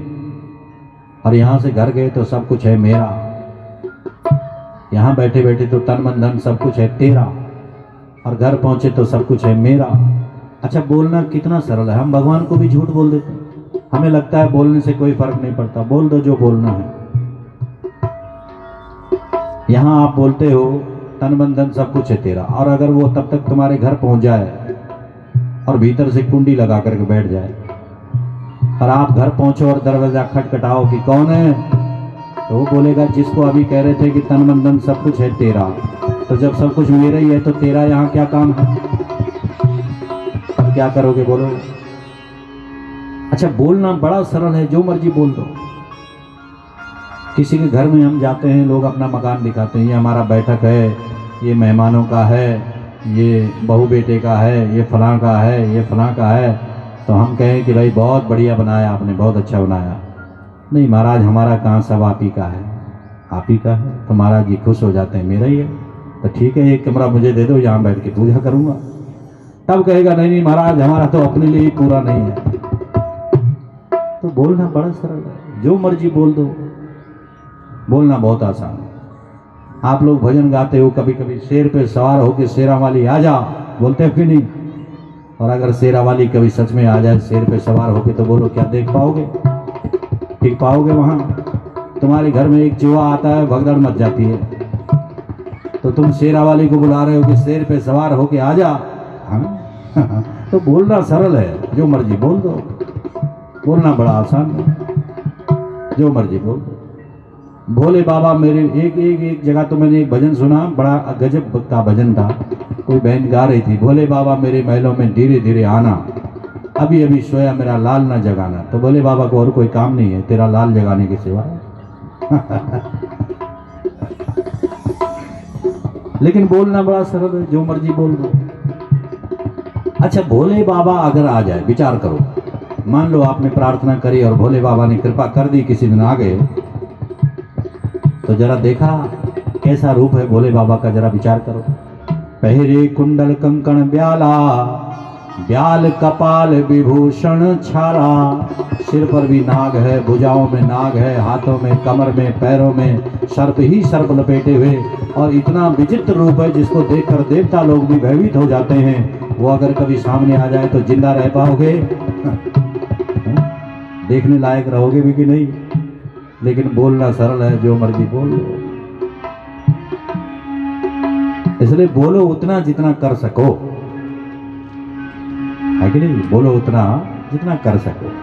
हम लोग कुछ भी बोल देते हैं, अरे थोड़ा सा तो जीवन में उसको उतारो।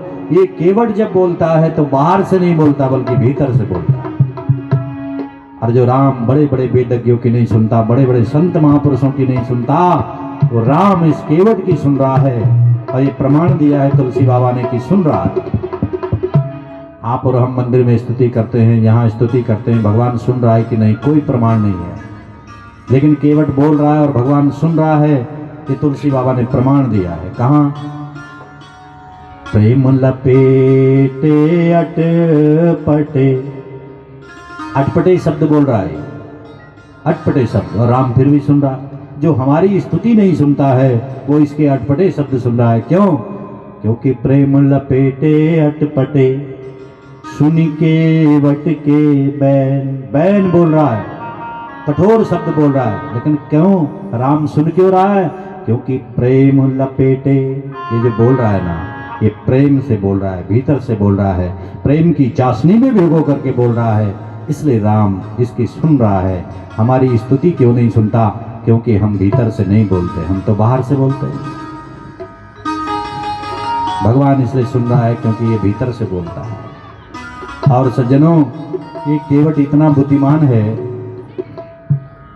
कि भगवान खड़े हैं। अच्छा, आपने ये तो सुना होगा कि एक पैर पर खड़े होकर के किसी भक्त ने भगवान के लिए तपस्या की है। ये तो कईयों ने सुना है और कई जगह हुआ है। लेकिन कभी सुना है कि कोई भक्त ऐसा भी हुआ जिसके लिए भगवान एक पैर पर खड़ा हो गया? कौन है वो? केवट है। केवट के आगे भगवान एक पैर पर खड़ा है। एक पैर तो केवट ने अपने हाथ में ले लिया धोने के लिए, और भगवान एक पैर पर खड़े हैं। अब भगवान डोलने लगे। केवट कहता है, केवट चाहता है कि राम अपने दोनों हाथ मेरे सिर पर रख दे, लेकिन बोल नहीं रहा। बोला नहीं। राम से कह रहा, प्रभु अगर ठीक से खड़े रहने में दिक्कत हो रही है तो मेरे सिर का सहारा ले लो। समझ रहे हो? सिर का सहारा ले लो। ये नहीं बोल रहा है कि मेरे सिर पर हाथ रख दो। चाहता तो ये है कि राम मेरे सिर पर हाथ रख दे, लेकिन कह रहा है कि मेरे सिर का सहारा ले लो अगर खड़े होने में परेशानी हो रही है। और सज्जनों, ये जब चरण धोता है ना भगवान के, इतने प्रेम से धो रहा है, इतने भाव से धो रहा है ना, इतने भाव से धो रहा है कि इसकी आंखों से अश्रु बह रहे हैं। और कभी कभी अपना रोता हुआ मुखड़ा जब भगवान की ओर करता है ना, तो इसके आंसू को देखकर भगवान भी रोने लग जाते हैं। इतना प्रेम है इसमें, इतना प्रेम है। भगवान को नौका पर बिठाया, पार उतारा। भगवान को लगा इस केवट ने हमें पार उतारा, पर मैंने इसको कुछ दिया नहीं। अच्छा देखो, अभी तक प्रणाम नहीं किया, जब पार उतार दिया तब प्रणाम कर रहा है। केवट उतरि दंडवत कीना, प्रभु सकुचहिया हीना कछु दीना। उतर करके दंडवत प्रणाम किया। जब पार उतार दिया तब दंडवत कर रहा है। भगवान ने कहा कि केवट, ये उल्टी गंगा क्यों बहा रहे हो? जब मिले तब प्रणाम नहीं हो, जब जा रहे तो प्रणाम कर रहे हो। केवट ने कहा, प्रभु मैं जानता हूँ, जिसके आगे हम सर झुका देते हैं उसकी आज्ञा का पालन करना पड़ता है। अगर मैं पहले ही आपके आगे सिर झुका देता तो आपकी आज्ञा का पालन करना होता और आपको तुरंत पार उतारना पड़ता। इसलिए आपको पहले प्रणाम नहीं किया, अब प्रणाम कर रहा हूँ। अब ये सिर सदा सदा आपके चरणों में झुका रहेगा, हमेशा के लिए झुका रहेगा, और आपकी आज्ञा का सदा पालन करूँगा, इसलिए आप प्रणाम कर रहा हूँ। भगवान को लगा इसको कुछ दिया नहीं। भगवान ने सीता जी की ओर देखा। अच्छा देखो, पति पत्नी कैसे होने चाहिए ये बता रहा हूं। सीता जी की ओर भगवान ने देखा, बोले नहीं, और बिन बोले जो एक दूसरे के मन की बात को समझ जाए वही वास्तव में पति पत्नी है। समझ रहे हो कि नहीं? बोलना पड़े वो कैसे पति पत्नी है। एक दूसरे के मन के भाव को बिन बोले समझ जाए वही वास्तव में पति पत्नी है। भगवान ने सीता जी की ओर देखा है, कुछ बोले नहीं, और पियहि की गति जान निहारी, मन मुद्री सिया मुदित उतारी।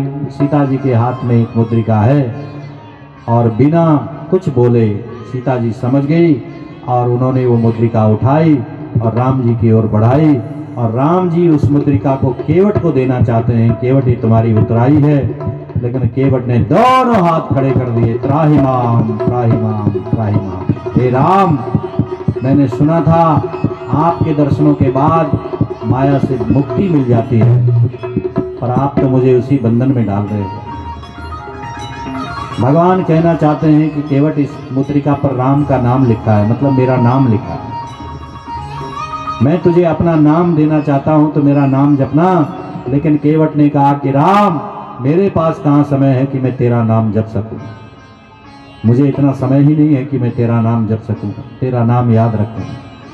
अरे मैं अगर तेरा नाम भूल भी जाऊं तो क्या फर्क पड़ेगा, लेकिन यदि तू मेरा नाम भूल गया तो मैं तो डूब जाऊंगा, डूब जाऊंगा। इसलिए राम, मैं तेरा नाम नहीं जप सकता, बल्कि तू मेरा नाम जपना और मुझे याद रखना, क्योंकि आप अगर भूल गए तो मैं तो डूब जाऊंगा, भव सागर में डूब जाऊंगा। और आज आपको छोटी सी गंगा से पार उतारा है, कल मेरी बारी आए तो मुझे भव सागर से पार उतार देना, भव सागर से। भगवान बड़े प्रसन्न हुए इस केवट पर, और यहाँ से हमारे भगवान आगे की ओर बढ़ते हैं। भरद्वाज जी के आश्रम की ओर हमारे भगवान चले।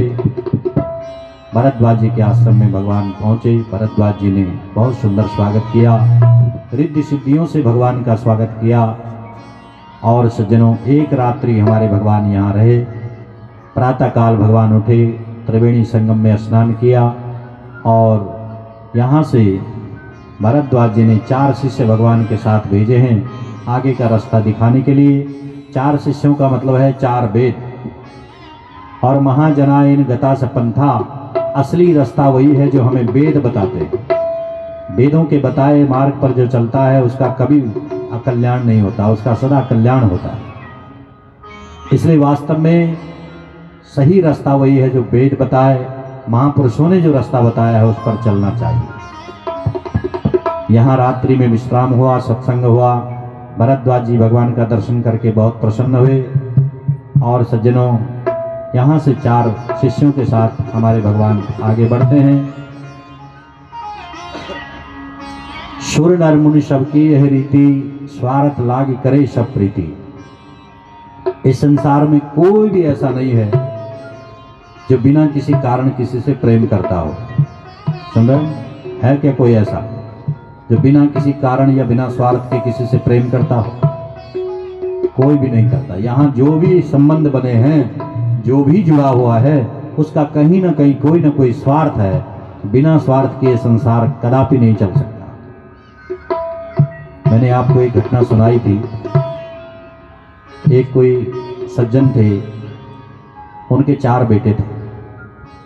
पहले के लोगों में 4-6 बेटे हो जाएं तो लोग बड़े खुशकिस्मत अपने को समझते थे कि हमारे तो 4 बेटे हैं, हमारे 6 बेटे हैं।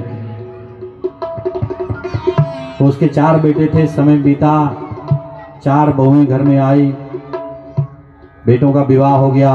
अच्छा, बूढ़ा नौकरी से रिटायर हो गया, जितना पैसा था वो सब बच्चों में बांट दिया। आपकी और हमारी कथा है, ये ध्यान से सुनना। सब बच्चों में बांट दिया। 2-4 दिन सेवा हुई। जब बच्चों ने और बहुओं ने देखा कि बूढ़े के पास कुछ नहीं, तो कोई पूछने को तैयार नहीं, पानी तक पिलाने को राजी नहीं। एक दिन बड़े बेटे से शिकायत की, बेटा क्या करूं, बड़ी बुरी हालत है, कोई पानी भी नहीं पिलाता। बेटे ने कहा, पिताजी आपके कमरे में घंटी लगा देते हैं, जरूरत पड़े तो घंटी बजाना और तुरंत हाजिर हो जाएंगे। बड़ी बहू सोचती है छोटी जाएगी, छोटी सोचती है दूसरी जाएगी, दूसरी सोचती दूसरी जाती, कोई नहीं। बूढ़ा परेशान। एक दिन एक मित्र आया, उसने एक सलाह बताई। एक पुराना बक्सा था, उस पर कुंडा लगवाया और बड़ा सा ताला लगा करके उसको उठाया सुबह सुबह, और बूढ़ा निकलने लगा। बहू ने देखा, पिताजी कहाँ जा रहे हो? बोला, हरिद्वार जा रहा हूँ। क्यों?